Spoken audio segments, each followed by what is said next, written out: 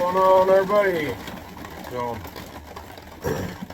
scrap shed's most of the way done, pretty much. Just got a little bit of work to do on my bench. Debating on whether or not to put a shelf back over there also. This other one is filled already with mostly processing stuff, but small winter work type of deal. So I have the outside completely done. I mean, a lot of my subscribers seen how bad my yard was, just stuff everywhere, organized chaos for the most part, So the whole outside is pretty much done.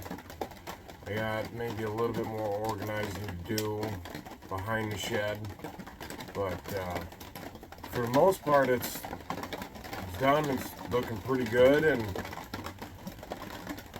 trying to get organized now. It's gonna take a little bit, but yeah, just little projects here and there, and keep you up to date with the progress.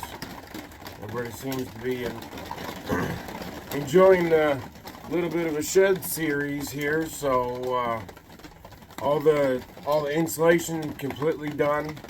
I shouldn't have to do anything else in here.